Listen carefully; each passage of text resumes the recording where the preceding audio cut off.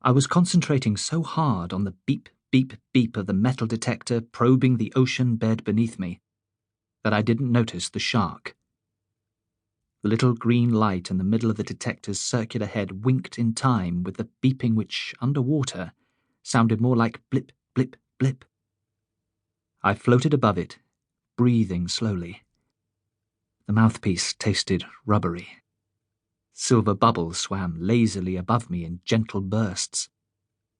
If the detector sniffed out metal, a bottle top, the tag of a broken zip, or an old coin, say, the blips would come closer together and the winking would go mental. Though I'd only turned up rubbish all morning, the idea that Amelia or Xander, both of whom were in the water somewhere nearby conducting their own searches, or I might actually find what we were looking for was compelling. Blip, blip, blip. Sand puffed up around the roving detector's head as I swung it gently from side to side. Blip, blip, blip, blip, blip. I'd finned my way to the edge of a patch of seagrass and bobbed there for a moment, watching the green tips of the grass swaying in the current. A few meters beyond this underwater lawn, the detector picked up a metallic scent of some sort. I rooted about in a circle, sending up another billowing cloud of sand. This machine was set to search a diameter of about 50 centimeters. When the blip-blipping became a constant whine, I switched to the smaller wand dangling from a lanyard clipped to my buoyancy control device. It searched with a more focused eye. As it homed in, the clicking sped up. Rather than beeping, this one clicked.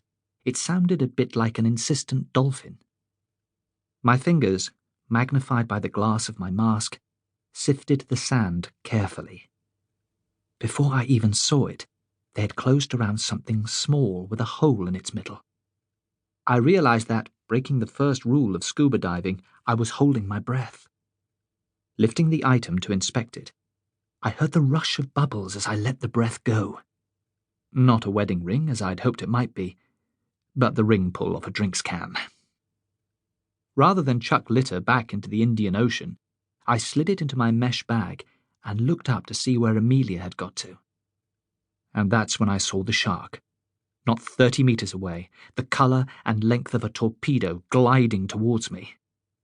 The in and out of my breathing was suddenly very loud indeed, the column of bubbles above me thickening to a constant mass.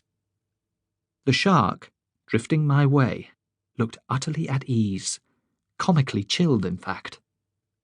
Though I'd been diving a lot over the last few days, enough to get very comfortable underwater again, I suddenly felt as out of place as a football boot in a fridge. The shark slipped closer. With an almost imperceptible flick of its tail, it veered to my left, but it didn't get any further away.